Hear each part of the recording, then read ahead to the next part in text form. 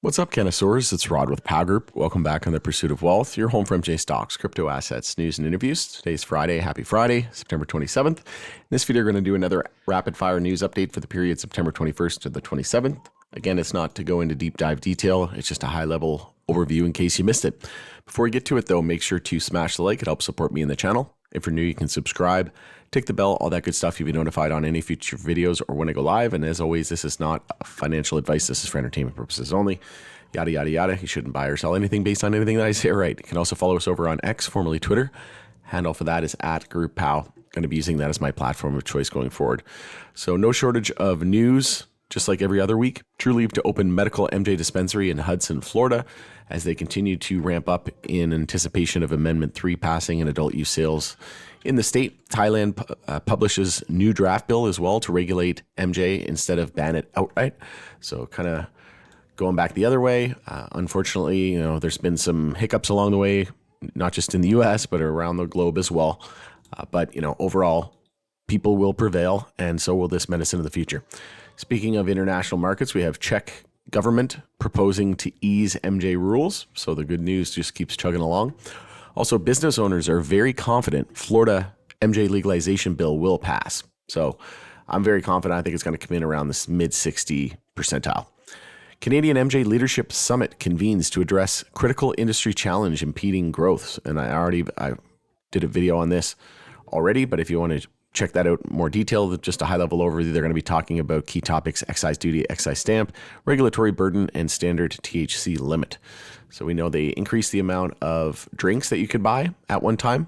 Now they're looking to increase the dosage from 10 milligrams to potentially 100 milligrams. And then obviously excise tax is a big issue. Also, poll: 49% of MJ consumers support Kamala Harris for president and 44% support Trump. So I'm not putting too much weight behind these numbers, and I'm not getting political. I'm not telling you who to vote for or who not to vote for, but I wouldn't put too much faith into those numbers until about a week or so before the election. Also, Oregon continues to offer the lowest legal MJ prices in the U.S., and it's not close. So if we scroll down here, you can see it's it's normally $300 on average per gram in the U.S., and they're selling it for $375 per gram.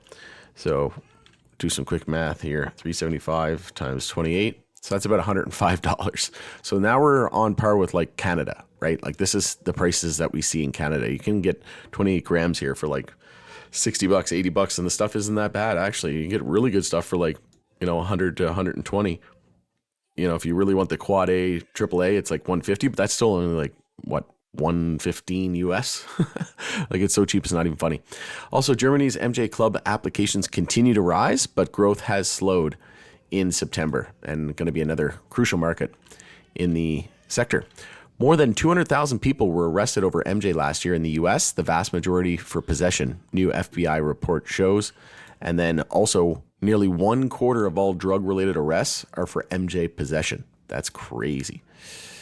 There's just been a lot of that was from normal. That was from MJ moment, but that's absolutely nuts to think about. These people are going to jail for possession, right? And then people are wondering why the industry isn't taking off. Well, it's not like Apple almost went bankrupt in 1997 if it wasn't for Microsoft bailing them out with $150 million. So if they almost went bankrupt in an emerging market, in a disruptive, industry and market, and they weren't selling Schedule 1 illegal drugs, right, where people are going to jail. Like this is way different, right? We have so much growth ahead of us. It's not even funny. Also, I already did a video on this, but Tilray Brands leverages hemp and beverage scale to launch hemp-derived Delta-9 THC drinks in key markets across the United States. So those look friggin' good. Oh man, they're so good. You got to check out the videos that I made on those. Those look fantastic. Hemp bill introduced in Congress would ban synthetic THC nationwide. So there's a lot of controversy with regards to hemp and synthetic. We'll see what happens, but you'll just see here in a moment. It's all over the place. U.S. Senator introduces legislation to regulate hemp products nationwide. Then we have another one here, U.S. Hemp Roundtable. Other hemp companies sue California over product ban. And a lot of it probably has to do with the legal sector as well. There are issues there. THC from hemp heats up, so we're starting to see that trend happen a lot more. And again, with case in point, with Tilray launching their HDD9 drinks. Also, GOP senator introduces federal hemp act to triple allowable THC in hemp. So it's literally all over the map here. Congress should clarify hemp-derived cannabinoids fall under CSA, a report says. So like, this is, it's just literally all over the place. I don't know what's going to happen here. Like at the end of the day, so many people are asking me, how can they have THC in the drinks? It's coming from hemp. So the definition of hemp is like a sativa plant, essentially, that has less than 0.3% THC in any of the flower or the leaves, right? So when you're growing a plant, if it has less 0.3% or less, it's considered hemp. So that just means you need a lot more biomass, right, of these plants and of the hemp plant versus a cannabis plant where it would have, more than 0.3%. So, it's unfathomable, really, the amount of difference between the biomass that's required. But at the end of the day, that's why you see these synthetic ones popping up and everything. Like it's all over the place. We'll see what happens, but I can't see them banning it and walking it back now. There'd be lawsuits after lawsuit, and we'll see what happens. It's going to be an interesting, curious to hear what everybody else thinks about it in the comment section below. I think they'll, eventually regulate MJ the same and remove it, deschedule it. So it'll just be a free market, and we'll see who wins. But best to capitalize on both if you're an MJ company, in my opinion, which we see Tilray doing, which is really why I like the same thing with Cureleaf. They just launched their select drinks as well and edibles. So best to be in both. Village Farms scoops remaining 15% stake in Netherlands grower Lely Holland, I think it's called.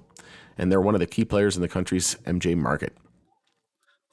Also, MJ legalization is an issue for the states, says VP candidate Tim Walz, adding that electing Democrats to Congress will boost MJ reform. So kind of following in the same camp as the other side of the aisle, saying it's, kind of leaving it up to the states. Interesting that they're both kind of agreeing on that for once. But yeah, we'll see what happens. Ultimately, I just want what's best for this sector. And to be honest, I'm not too concerned who gets in office. I think it's going to get reform either way. Also, Democratic senator says Trump's support for MJ banking bill is great and helpful, but path to passage remains unclear. And we're bringing it home here. MJ sales in Canada hit yearly high of 440 million Canadian in July. Love to see it. And then a new documentary will go inside the rise and fall of MJ's first billion-dollar brand, MedMen. So I'm looking forward to that one. There's another documentary, an XRP documentary coming up in November. So yeah, interested to see those big time. Also, IPR, or Innovative Industrial Properties, prevails in an investor lawsuit. Investors had sued over the company's problems with troubled tenant King's Garden. So a little bit of a win there for the company and the corporation. Also, Ukrainian officials approve list of medical MJ qualifying conditions under country's new legalization law as we continue to see game theory roll out. And I just posted a video on this. 2024 annual report just came out for the fiscal year end May 31st, 2024 for Tilray. I went through the letter with Erwin Simon that he wrote to stockholders, and then I went through some of the key things that I found, just briefly skimming it. But maybe I'll do a live stream and we'll go through it live together. Also, Cresco Labs announces resignation from the board. So this had to do with Tarek Brooks has resigned from the company's board of directors to devote his time to other interests. So apparently Cresco doesn't matter. No, just kidding. Just doesn't have time for Cresco. Just kidding. I think Cresco, I own Cresco in my portfolio, a very small amount, but I think they're going to do well long term.